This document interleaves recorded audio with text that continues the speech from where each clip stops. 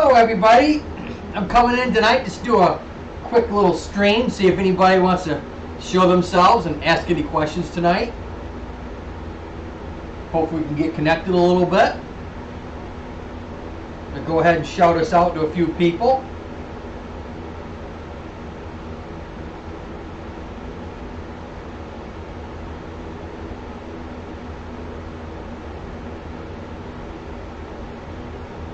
Let's see, there was Twitter, and this is Facebook.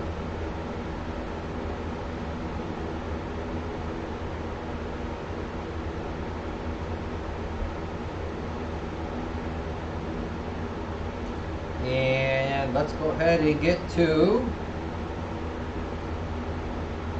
we'll do one more here. Let's just put a post right on YouTube. Ready to post.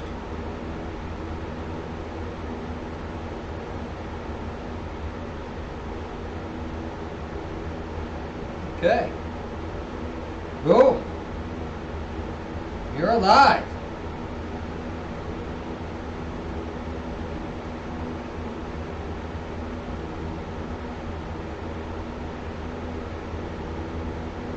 Let's see who comes.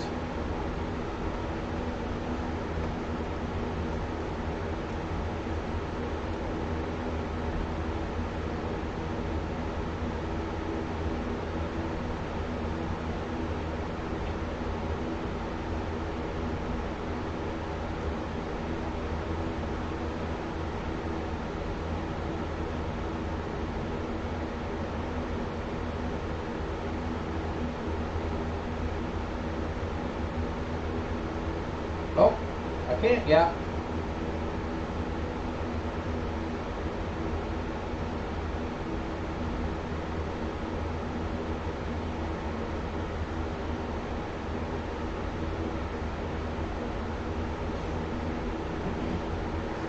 Let's see who comes in.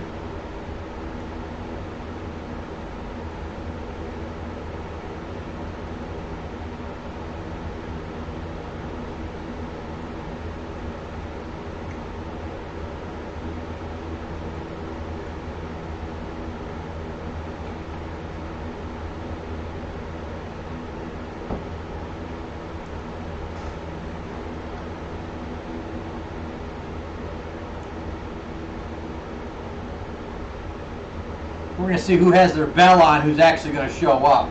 I'll be kind of curious.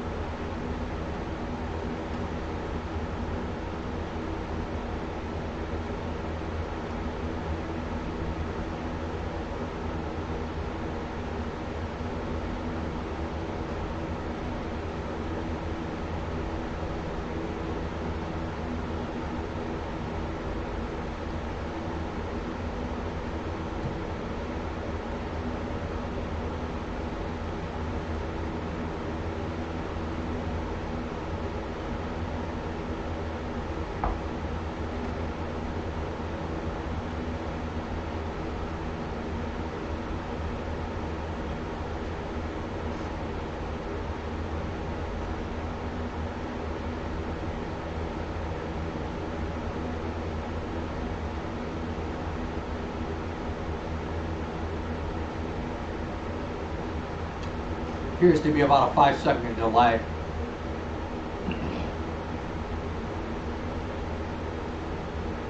Oracles and Beyond, thanks for coming. You're the first one in tonight.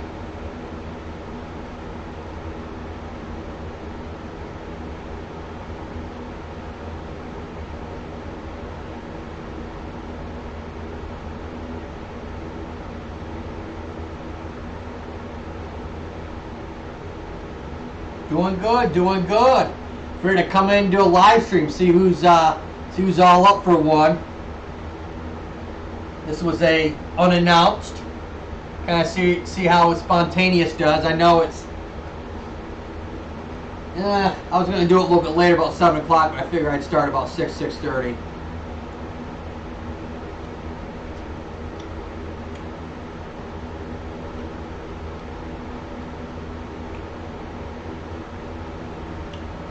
Give ourselves a few more minutes. Do you have any questions about anything in regards to physical therapy? Any type of problem that you or your family's having?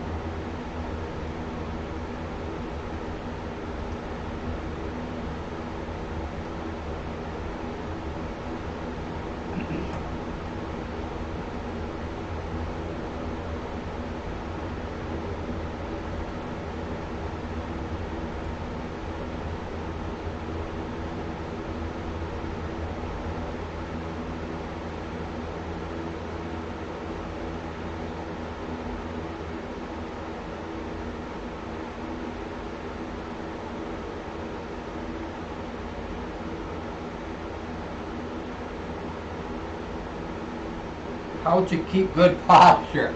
Well, that's not too bad. If your posture's not very good, you probably should start out with a towel roll. I call this my magic towel. Kind of roll it up so it's at least this size or maybe twice this size. Put some tape around it to maintain its shape. And then you just put it right at the mid part of the back and kind of extend your back. That'll kind of, so you can hang on that towel roll. You can do it from that point of view. Or you can come down right to the tailbone here and do it down like that. You might need to also put maybe a pillow in the back there so you stay upright. Essentially all you're doing is taking the roundedness out of your back when you put it at the mid-thoracic or mid-back area. And then at the tailbone, you're keeping yourself from not becoming a letter C. So if you put the towel roll way down the tailbone and block that lower spine, so it keeps you from going into a letter C. So it kind of keeps you nice and extended. Because most people have lower back pain, they have it at that spot down here at L5S1 because they use it too much. It's too much of a pivot point for them.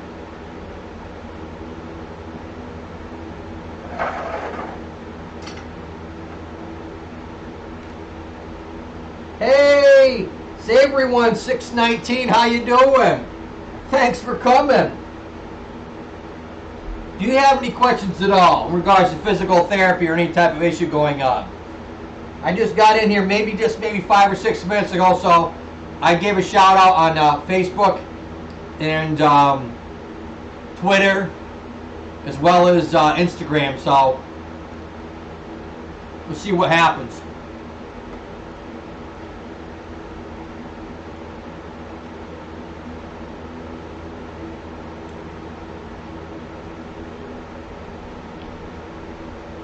Go ahead and give me a thumbs up or thumbs down. If you guys have any questions, go ahead and shout them out.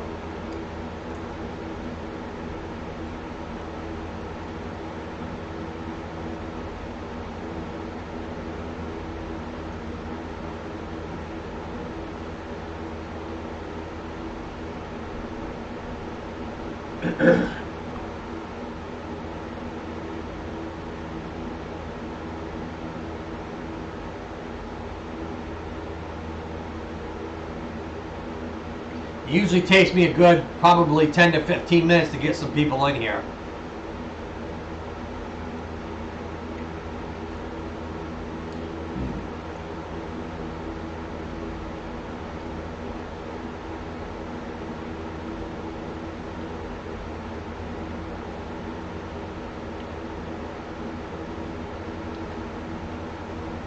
Do you guys have any questions or any discussion at all?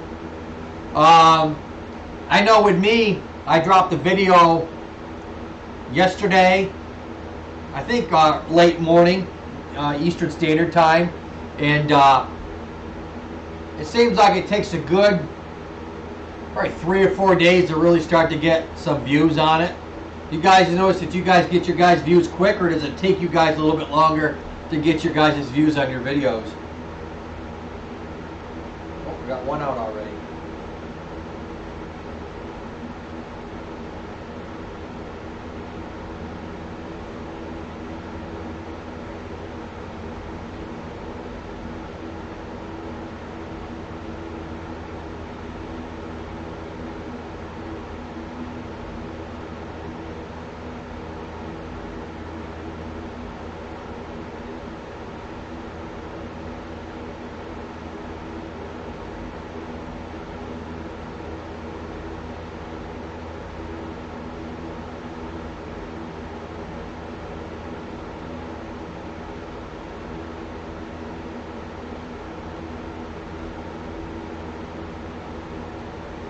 How you guys doing on your guys' channel? I know mine's kind of been slow lately, even though I'm throwing out a lot of live streams as well as dropping my videos once a week. I'm trying to do at least one extra live stream a week, but you know, I think there's been people at home for so long that even everybody's probably getting sick of live streams, even though I'm trying to spice mine up a little bit.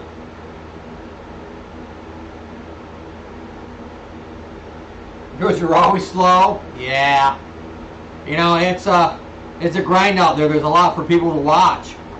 You know, even if you got amazing content, you know, you're fighting that time against, I mean, everybody. You know, Netflix, Amazon Prime. You know, any of the basic TV shows. Forget YouTube. You know, or TikTok or any of those other platforms. I mean, there's a lot of heavy competition out there.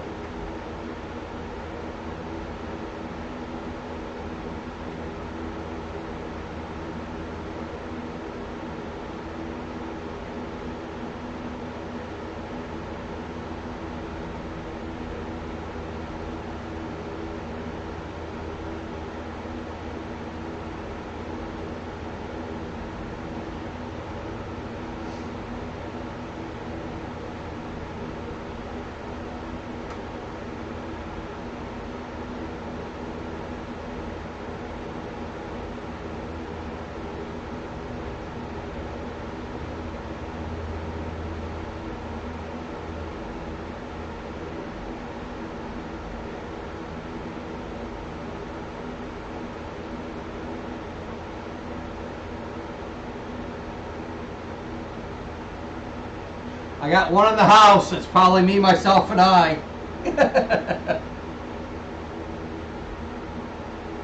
I guess this is what happens when you do a spontaneous live stream.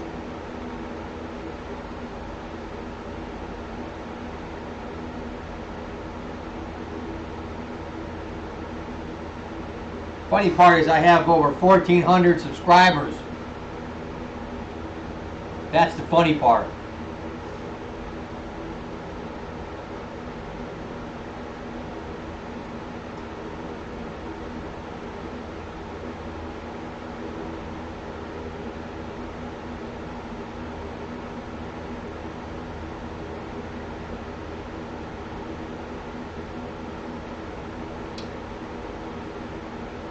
So I was going to talk a little bit about the ankle and foot tonight, since I really have not talked about that much, if at all. I think I've done a few videos, one on plantar fasciitis. I think I did one on ankle sprains. You know, the most basic and most reoccurrent ankle sprains that someone has.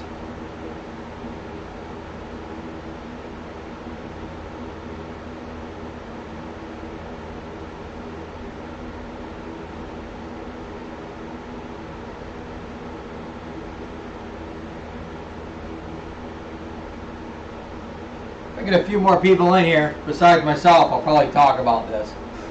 So let's see. I had two, they left. I mean, can't.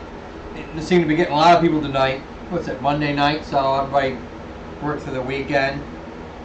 Probably taking tonight off.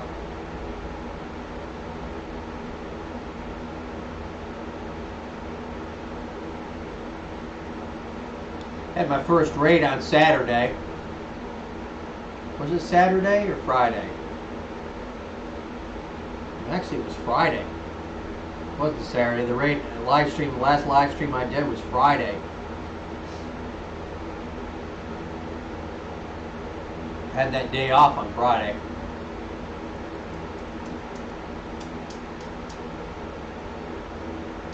So, I got this ankle and foot probably at least a month ago now. And initially I thought, you know what, I'm probably not going to do a lot with this ankle and foot. And then I thought, you know what, there's a lot of surgeries and treatments that, you know, that come through my door. But it's hit and miss. You know, I can go an easy couple months without, or I've even had as long as probably close to 3 months without seeing an ankle or foot injury in my clinic.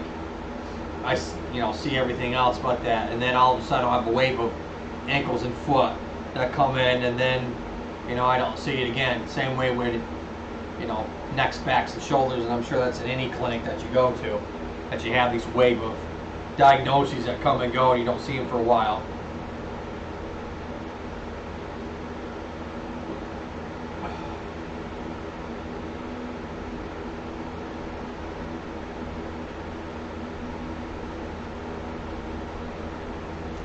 Got one in the house. It's me, myself, and I here. Yeah, well, and Scully. You know, Scully's here too. Sorry about that, Scully.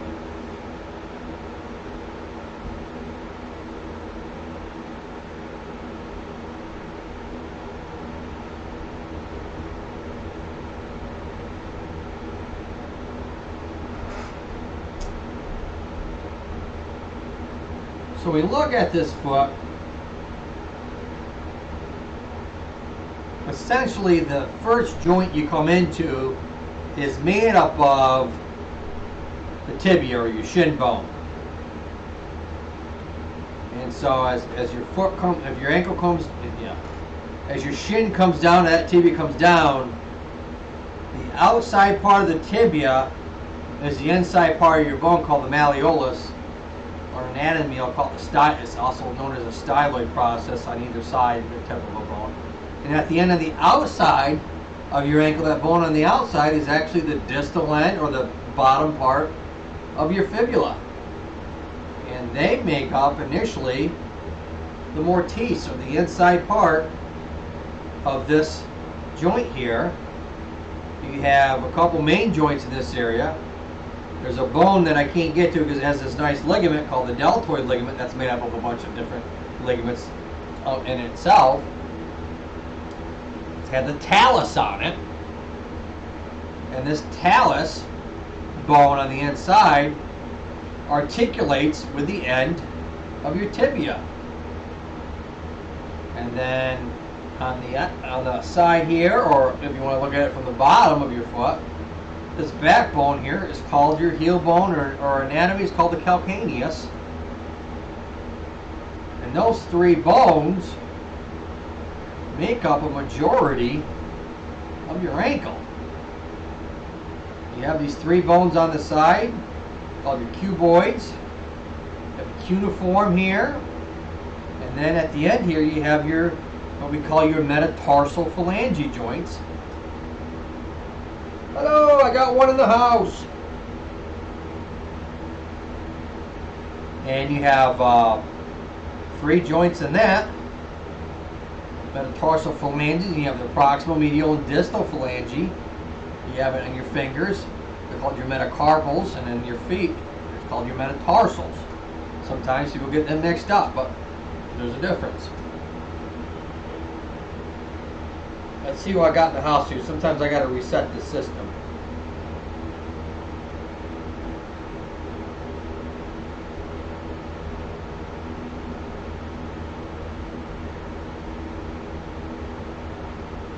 Put a Y in if you're in the house. Put a Y in this. Put a Y in the comments.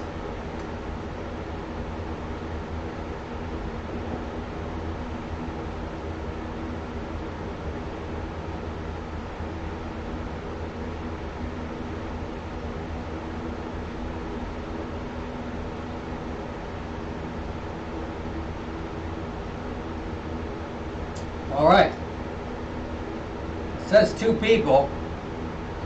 One of them is me. The other one is someone who is just observing and can't comment, probably. Okay. All right. Well, whoever watches this afterwards, you get some information on the ankle and foot. The main one we see a lot in physical therapy a lot of times is called plantar fasciitis. And that basically runs at the bottom of the heel, and it makes up kind of the divisions of the bottom of your foot. And it's a thick fibrous tissue that can get inflamed. Now, oh, they left. So when it gets inflamed, and you get it to calm down, and it gets inflamed again, and then you get it to calm down. What can happen is you can have what's called a heel spur at the heel or even within the foot that occurs because it gets inflamed, it starts to build up calcium because the body's trying to protect itself from that extra pressure. And lo and behold, you do that enough times, chronically, you can actually get a spur. And so that then starts to tear into the tissue and causes even more inflammation. Now you're dealing with 2 problems at that point. So when people hear in the bottom of the foot that they have a heel spur, they think the heel spur is actually causing all the problems. And the reality is it's actually the plantar fascia caused the heel spur, and then the heel spur kept things going versus the opposite. So what we need to do is calm down the inflammation of the plantar fascia, hopefully get the body to reabsorb or break down that deposit over time, and lo and behold, your symptoms, you recover and your symptoms goes away permanently. So that's the main one we see. I have a video on a playlist about ankle and foot plantar fascia. I think I did a couple videos way back, probably it's probably at least 3 months ago. It might have been even in January. It might even be 4 months ago now that we're in May.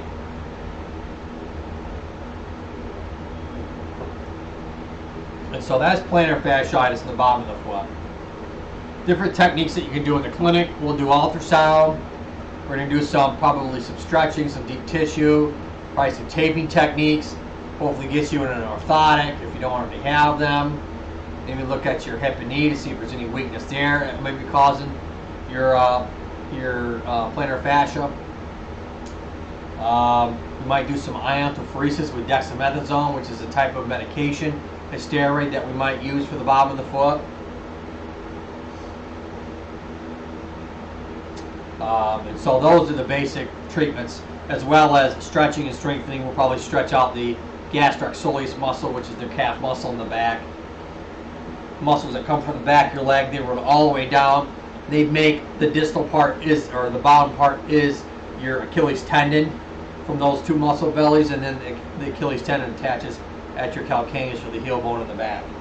And you can see if you have a tight structure in the back and attaches at your heel, how it can affect your ankle and foot.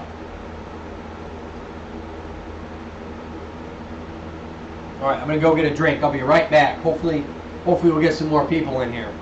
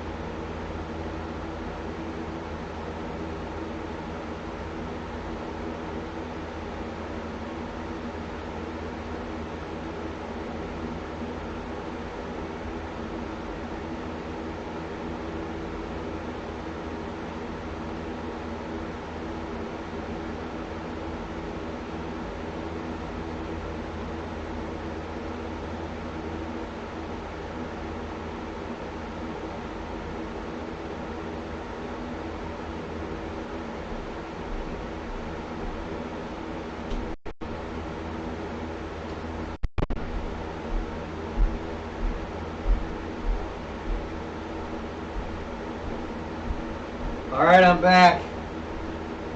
Is it still crickets in this place? Yeah, still crickets in here. Oh, there's two. Two people keep coming and going.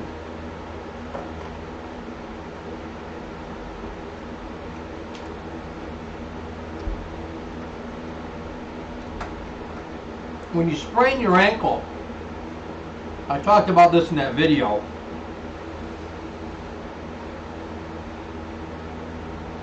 You have your anterior talofibular ligament and your calcaneofibular ligament. So you have a ligament that comes from this bone to this bone, and you have a ligament that comes from your talus to your fibula, right there. So right on the outside of that ankle there. And it's essentially what happens when you get an inversion sprain, when you turn your ankle inwards, or roll your ankle, as some people might say. Those are the two ligaments that you basically sprain. Now, it could be a grade 1, 2, 3, or 4. 4 is the worst. You've ruptured the ligament. Grade 1, you might have a little bit of swelling and goes away in a day or so. Grade 2 or 3, you're looking at bruising. Grade 3, you're definitely looking at major bruising, probably yellow, pink, and all that other good stuff. You're probably going to feel like you broke the darn thing. And so,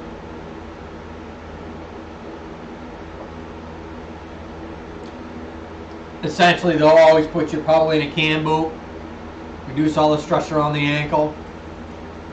Hopefully, only do an x-ray, and hopefully in 6 to 8 weeks, you'll be fine again. You might have some therapy to get your range of motion or get your ankle strength back, or work on what we call proprioception, which for the layman's term, improve your balance with your ankle.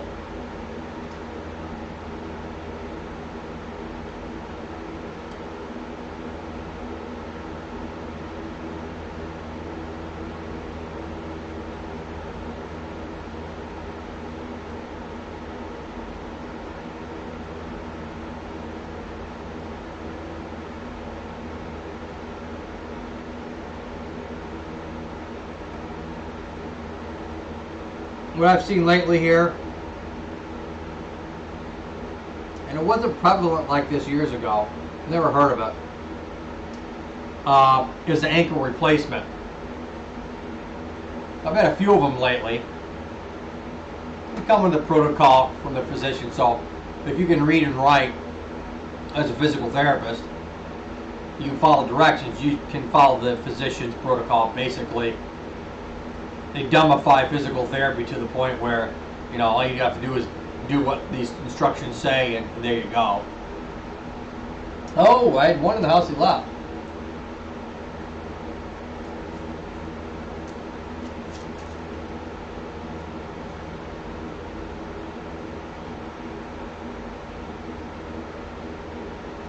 They replaced the talus. You can't really see it.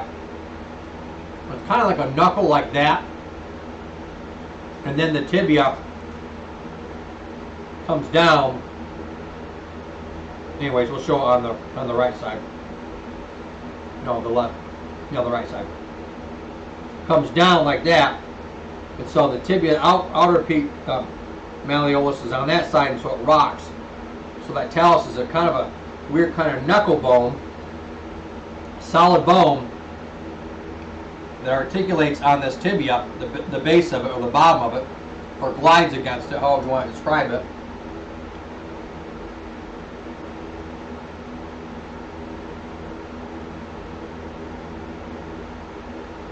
And so they have to replace that. Now they'll put a ceramic or plastic piece or whatever you want, polyethylene, on the floor of the tibia to articulate with this new talus. And so then you're just gliding over that new piece. And so that's an ankle replacement. Technically, it's just a talus replacement.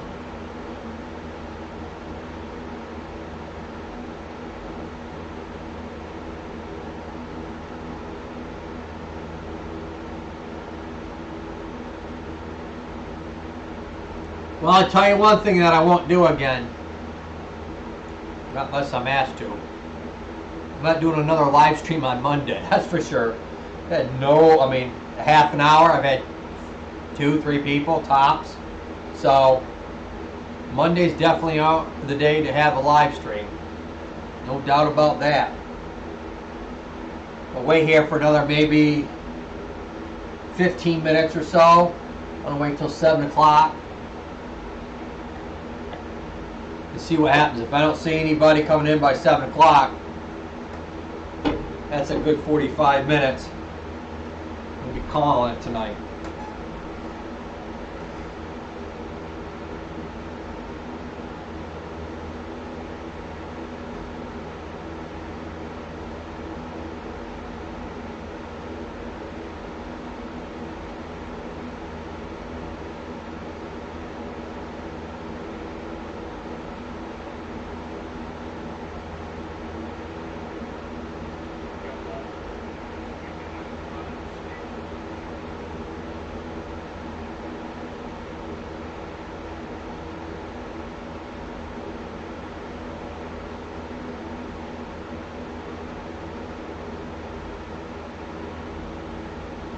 Reset myself here for a second.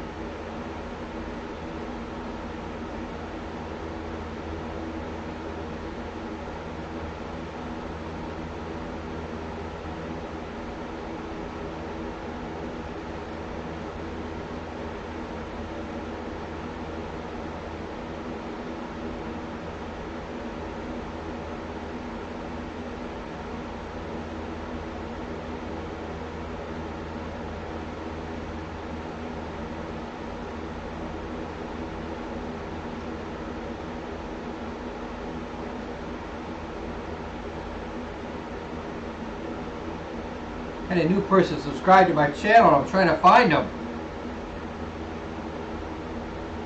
Sometimes they make it not easy.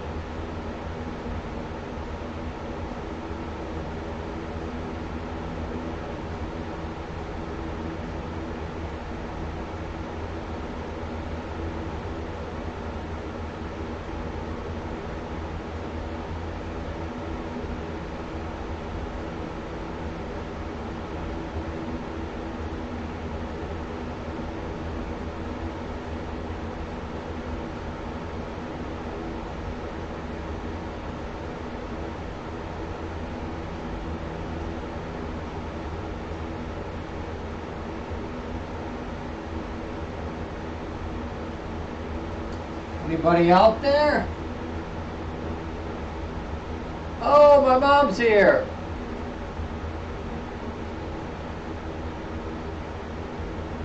I figured I'd try and do a chat here, live stream, maybe an hour or so, just to see how it would do Monday night, Mom. And it's a big bust. I think I've had maybe 4 people total. I've never done a live stream on Monday, and I probably won't do another one again.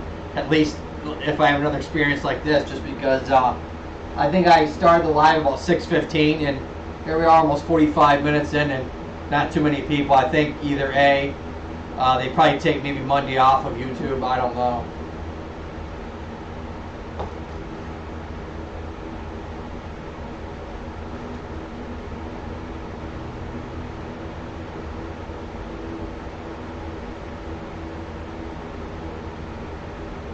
I was going to talk about the ankle and foot. I talked about it for a little bit until I realized Norman was coming into the live stream.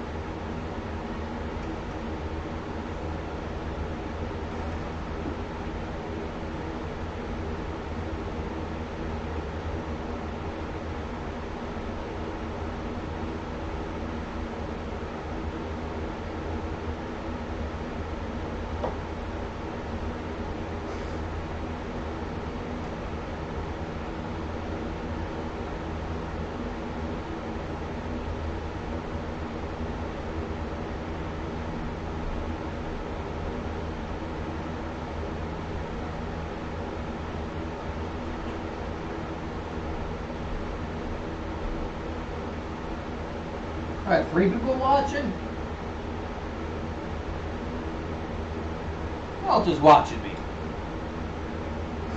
Let's see if we get a comment section here.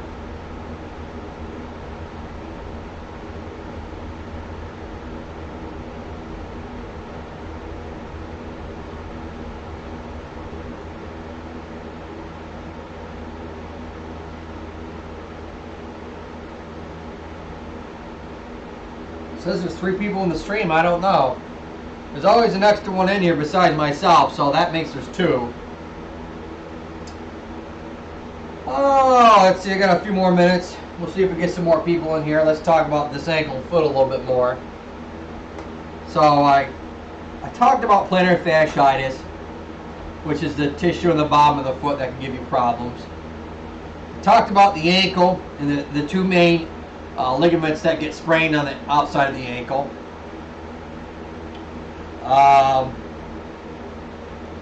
Talked about the ankle replacement, which is the talus bone. It's not really, it's replacing the talus. People call it an ankle replacement. It's not really the entire ankle.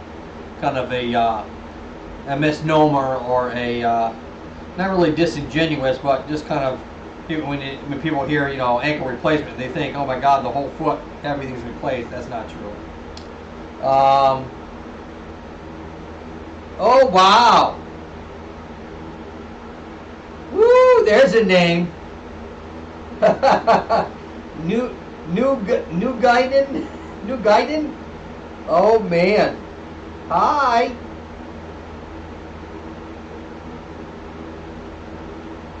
Ooh, I'm not going to enunciate that.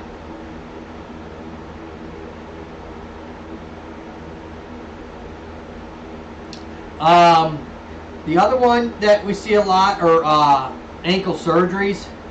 A lot of times it's a fusion of the ankle, and what they'll do is they'll fuse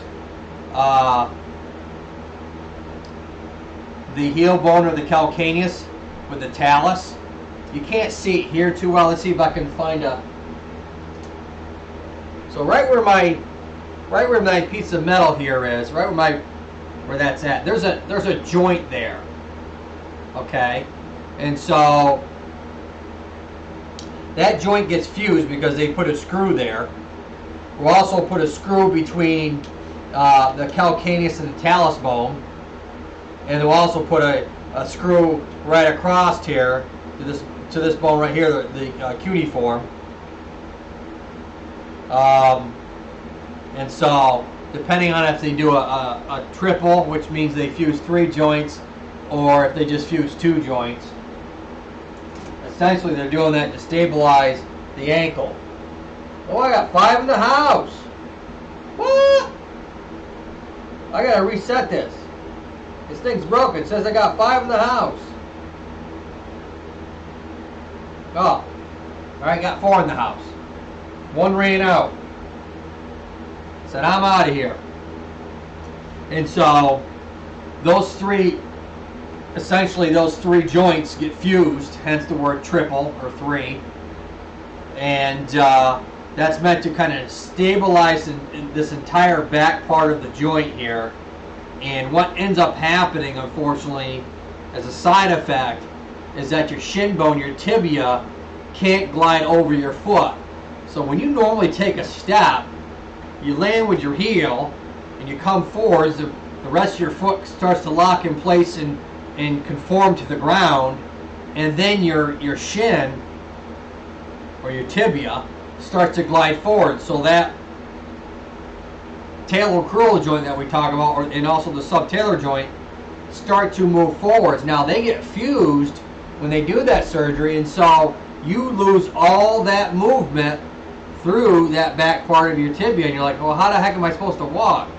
A lot of it has to come from the Achilles tendon on the back side of your calf muscle. The Achilles tendon coming down on the back side and attaching to this calcaneus part has to stretch out. Ooh, I dropped from 5 to 2, just like that. And essentially, that has to give enough so that you get some movement and lift off through the mid part and the front part. Or what we separated out really is we have the hind foot, the mid foot, and the forefoot. That's how we, in the medical field, kind of separate out 3 sections of the foot without getting in too much detail, because I'm not really the kind of person that kind of toots their own horn a lot. But so when you separate out those 3 sections, you kind of get a better idea. It's easier to then describe each part and what happens to your foot. And so they essentially fuse and block the hind foot, and the only thing you're going to get from this back part is your Achilles tendon. And the midfoot has to compensate a lot more. You got to get a lot more movement through the mid part of your foot and through your toes, so you can allow to get your foot to clear over.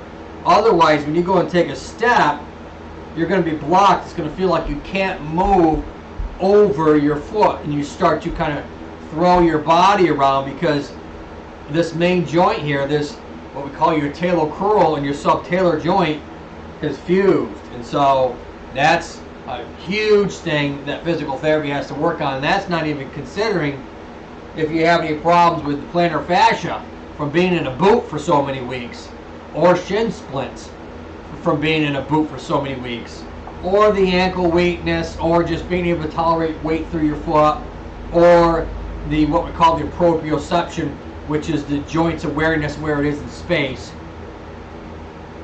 and all those little muscles that need to work again.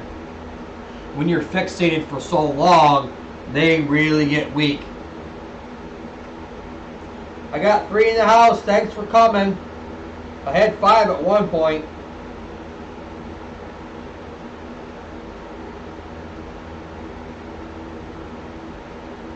It's a slow night here at Average Joe PT. Monday. Alright, and so that's what the fusion is of the ankle. Now you can get a tendonitis, and I always say this, any long tendon in your body can get inflamed. It's susceptible to inflammation just because of anytime you have something long enough, you get a lot more movement, a lot more mobility in it, less stability, which an apt can cause it to get inflamed and get a tendonitis, and so on and so forth. And so the muscles that cross this ankle joint that start up here in your leg, up at your tibia and come down, they all cross this, and some of them make up the arch of your foot. The one main one I'm thinking of off the top of my head is the posterior tib. Posterior tibialis muscle comes from the inside of your shin here. Muscle belly comes all the way down, it goes underneath your foot and attaches on the bottom of your foot, and it's the main tendon that kind of helps design the arch of your foot.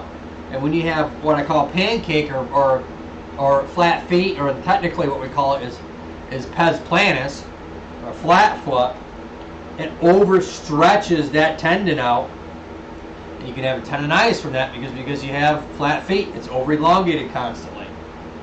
There's also another big thing. There's a nerve that runs down the side of your shin here, underneath that inside of that bone, and attaches and makes up the rest of the nerves in the bottom of your foot. This is called your tarsal tunnel nerve. And the same concept that you have in your wrist, the carpal tunnel in your wrist, the median nerve, you can have it in your ankle. And so you can inflame this tarsal tunnel nerve and get a lot of tingling and buzzy sensation in the bottom of your foot, and it's caused from that particular tendon. It's from that particular nerve, I mean, not tendon, nerve. Hello? Hi, who's out there? Hi, everyone.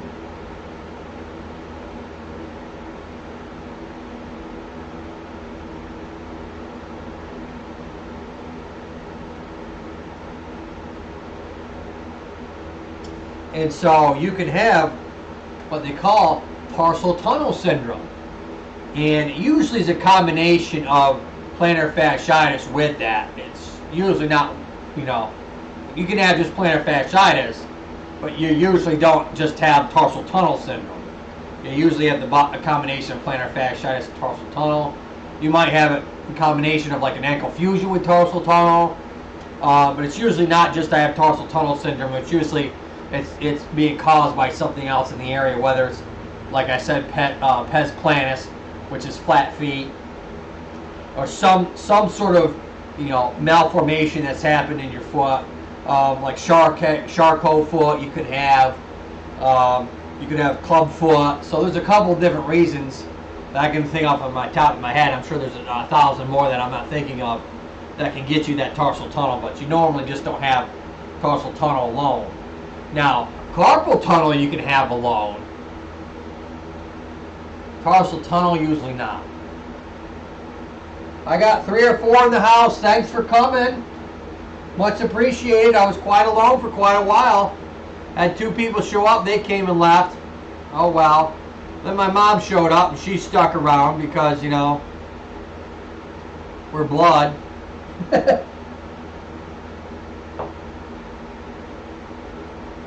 As well as it's her fault I'm here. Love you, Mom. And so that's essentially the nerve kind of issues you can have in the bottom of your foot. Now, you can get it from your lumbar spine. So if you're in your lower back, and we're down here at the last one, right here at S1, the sacral 1 nerve, that can get inflamed, and actually the bottom of your foot is innervated by that S1. So if you have a disc problem going on, or at least a nerve, your spinal nerve getting irritated, it can have symptoms in your bottom of your foot. And so I always call this the runny nose syndrome, like I say everything else. So, I should coin that and copyright it and probably, make a t-shirt out of it. Runny nose, and people be either thinking I'm nuts or they'll ask me what the heck I'm talking about. Definitely would be a conversation starter.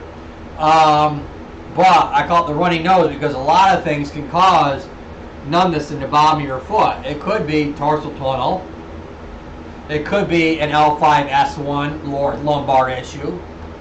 It could be diabetic neuropathy. And so, depending on the presentation that the person has and what we find out in physical therapy or when you go see your physician, you know, we kind of can figure out why you're having burning, numbness, or tingling, or whatever sensation that's represented by the nerve nerve problem in the bottom of your foot. And so, yes, you can have multiple things going on in the bottom of your foot, but usually the simplest answer is usually the correct one.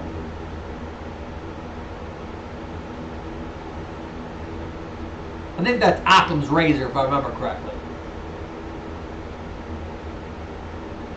I could be wrong, but I think it's Occam's razor. Anyways. Let's see here. So, you got plantar fascia, you got the fusion, you have the talus replacement, or they call the ankle replacement. We have posterior tendonitis, or posterior tibialis tendonitis that comes down underneath. You have the tarsal tunnel nerve that comes down. This is all on the inside. You can have just generalized osteoarthritis in the foot, especially if you beat on your foot your whole life. You can always have rheumatoid arthritis. You got the old big toe here, or the great toe is what it's technically called. And you could have gout. Classic case of gout in the big toe of the foot. And so you can have gout in any joint in your body, but it seems to, and I'm not an MD, but it seems to migrate, if I remember correctly back in school, the great toe being the number one issue when it comes to gout. You're going to find it usually uric acid, obviously, is what's in the system. You got too much of it, and they'll usually give you a medication to make that uric acid level come down. So you can have gout in the foot, which I've treated, usually in the inpatient side. They come in and they have pain all over, and needless to say, they're not walking. So we get sent in from the physician. We get an order for physical therapy, and come to find out, we have to usually give them either probably a rolling walker, because it's usually they're too unbalanced to be with crutches. And so we'll give them a walker and send, and we'll be on our merry way usually, or hopefully, anyways. So that's the basic parts of the foot. Now, there's a lot of other things that can go on in the foot. There's some muscles. There's 3 muscles on the outside of your fibula bone, or it comes down the side, runs all the way down and underneath your foot. Basically allows your foot to go outwards, as well as stabilizes your foot. So when your foot comes up and down, you got the muscles working on both sides, so that your foot can go up and down. So that, let's just say that your muscles on the outside weren't working, your foot would probably drop down and then just kind of go in this way. And so you'd have, some sort of palsy on the outside of your foot. And they're called the peroneal, or peroneus, or perineal. There's a couple of different ways you can say it, but you can get a tendonitis in those muscles because they're very small and the tendons are very long that attach. One attaches up here and then the other 2 attach underneath your foot that help eversion of your foot, bringing your ankle outwards, as well as, like I said before, stabilize the whole joint, so when your foot goes up and down, it's not turned in. So that's another huge one. And like I said, any tendon coming down through both sides can get inflamed. Those are usually the classic ones that get inflamed. If you have a stroke, you can have drop foot. And that essentially means is that your foot stays dropped down. That means that the nerve, whether it's coming from your brain or your spinal cord, or it could come from your peripheral nerve, you can have a bad back, bad enough that it's crushed this peripheral nerve so bad that your foot is dropping down, or doesn't have enough power. So when we test the strength of your ankle, we say hold it up, and it just kind of drops down. or your foot starts slapping when you take a step, or you start tripping over your foot, that's classic what we call drop foot. We see it a lot with strokes, but you can see it, like I said, with any type of nerve damage. You can get the nerve damage along the outside of the fibula bone. If we look at it from this point of view, from the knee's point of view, so this is the fibula and this is the tibia, and obviously this is the thigh or femur bone. We have a nerve that comes down, it's this part of the sciatic nerve that comes down and it splits. Alright, called the common fibular nerve. And that, as it splits here at the fibula, you have one that comes over the top of the nerve, off the top of the tibia, excuse me, and the other one runs down the back side of your leg and makes up the rest of the nerves. You have the called the superficial, which is on the top, and you have the deep fibular nerve, and that comes all the way down the back side. And so you could get some sort of trauma from the fibula here and damage that nerve and affect the rest of the ankle all the way down too. So you could have an injury way up here or anywhere along the line to give you drop foot.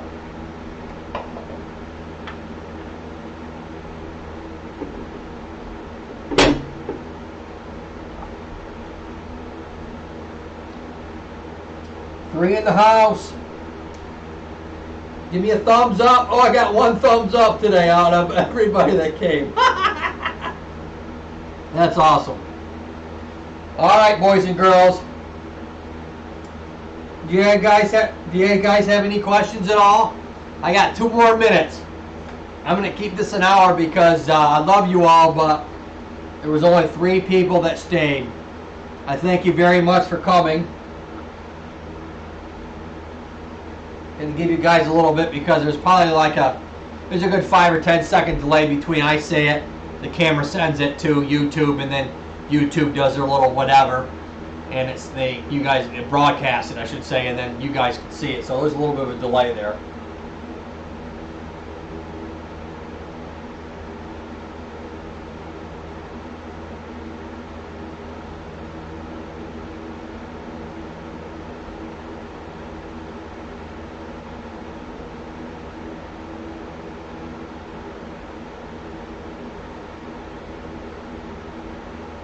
All right.